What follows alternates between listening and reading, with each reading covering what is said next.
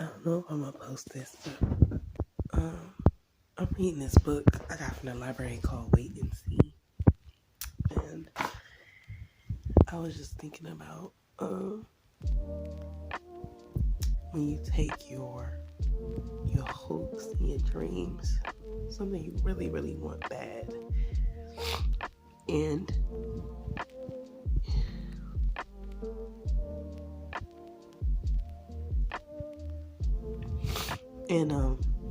when I was thinking about it's something like I always wanted, and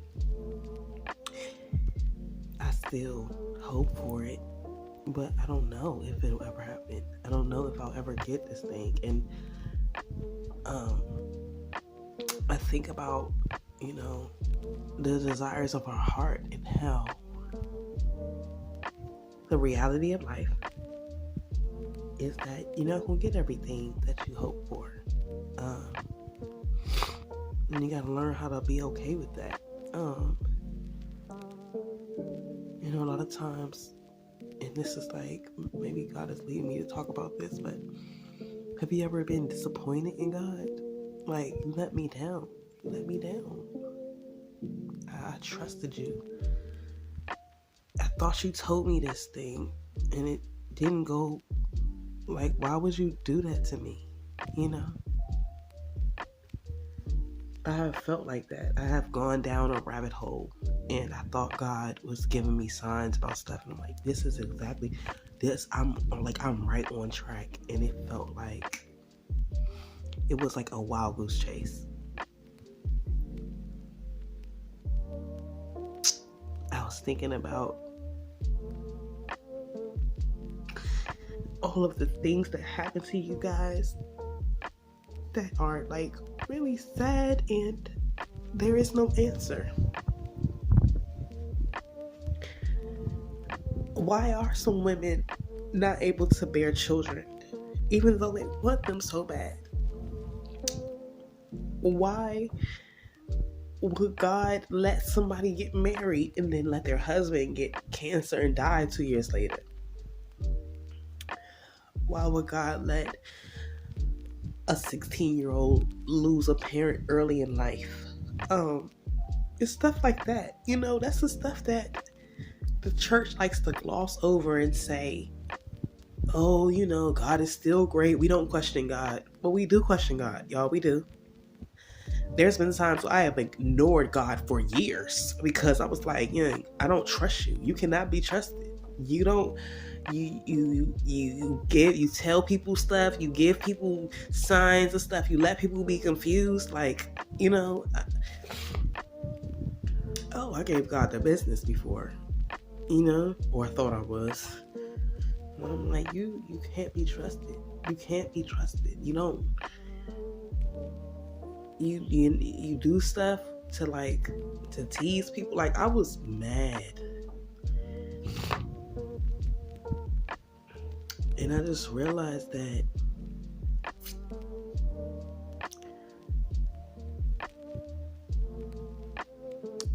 earlier this year, God revealed to me how we're on assignment. We're here on assignment. You're here on assignment. You're just here on a contract. This is just your life's journey.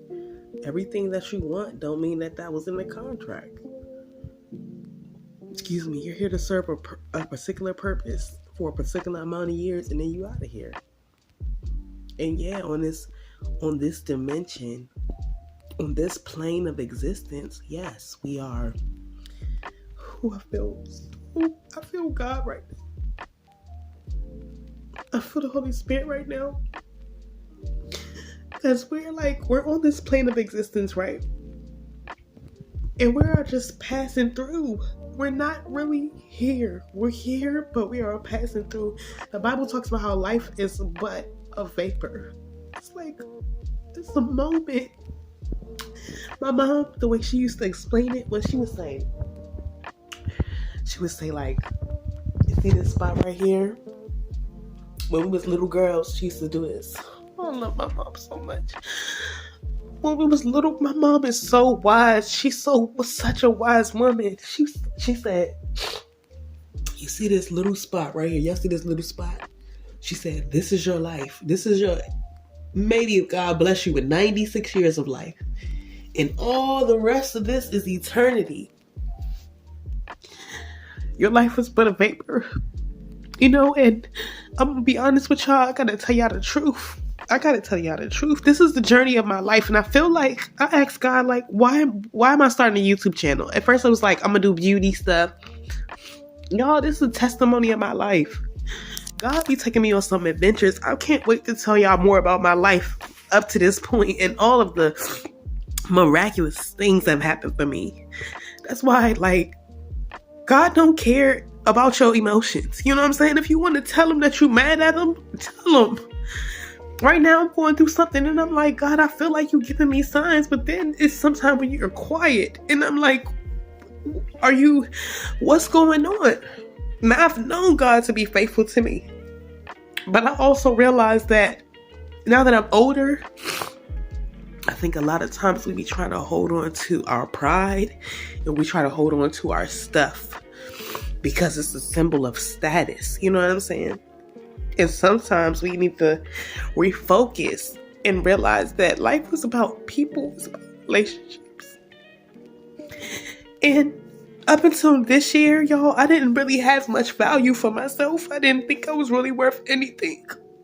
And this year, people been reminding me, they be like, you made this impact on my life. You made this impact on my life. And I'm like, I didn't even think I was worthy to be alive. You know, for real, y'all. I thought I was trash. I thought I was totally, like, worthless. And now I see that my life had some type of impact when I hear that. Oh, you told me this joke, you know, or I remember when you did this, and I don't even remember, you know. And I realized that, like, life is about people. It's not about our stuff. It's not about, you know, I be always like, I want to make sure all my bills is paid. I want to make sure that this is done, that is done, because I want to make sure I'm straight. The whole time you don't even realize that it's people that need you. It's people that need you.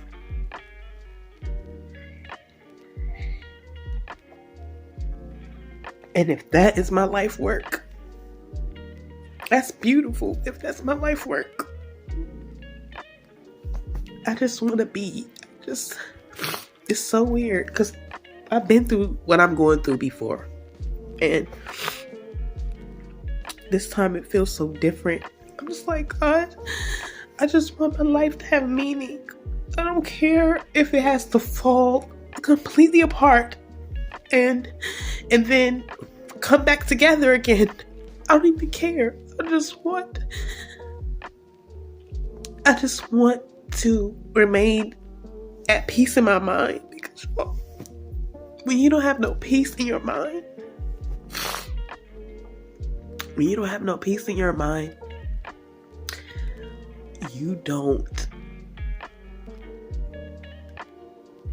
nothing is good enough. Nothing is good. Nothing feels good. Nothing is good.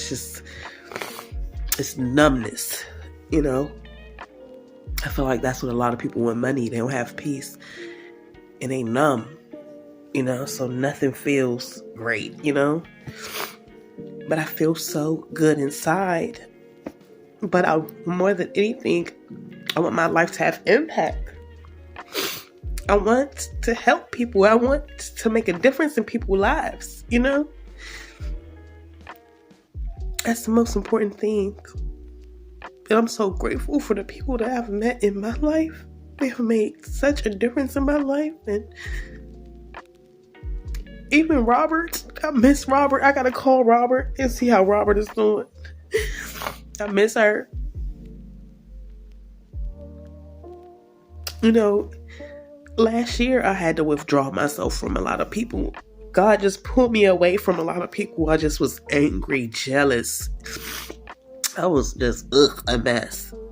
And Last summer, God started pulling me away from people. Just stop. Cut it off. Done. And he had to start building me up so that I can get a grip on life, get a grip on me. And I gotta get back in contact with some people because I need them just as much as they need me, Y'all, life is short. Don't get caught up on how people act. People be going through stuff. And once you've been around long enough, you can see right through it. People who are angry are really sad. There's a child. And I was like, God, why are you doing this? A couple months ago, when I would look in a person's eyes, I would see the small version of them. I would see this child in them. And I'm like, God, it's so weird. I would look at people and I would see them as a child. And really what it's caused me to do is have a lot of compassion for people, because a lot of people just need love. You'd be surprised at how many people would love to just have you hold their hand. It's weird, but they would love it. You know how many people who would love for you to hug them? And I mean a genuine hug. One of those body hugs. One of them good, I'm going to grab you and squeeze you type of hugs.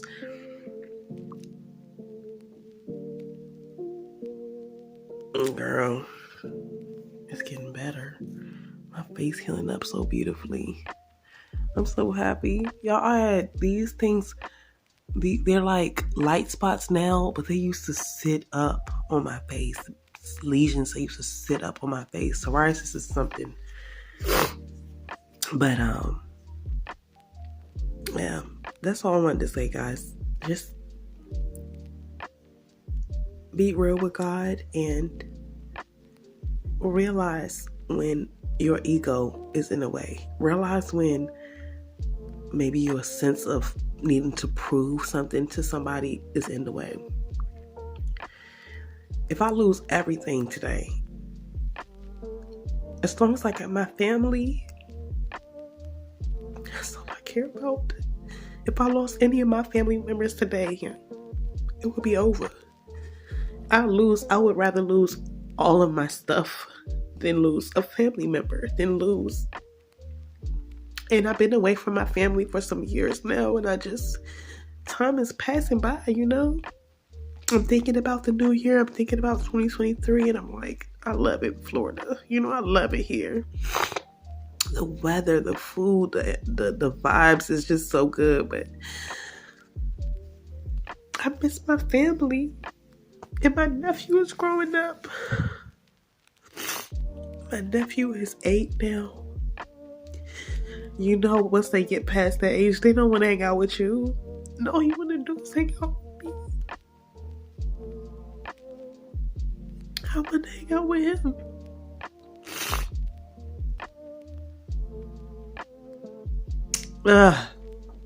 Anyway.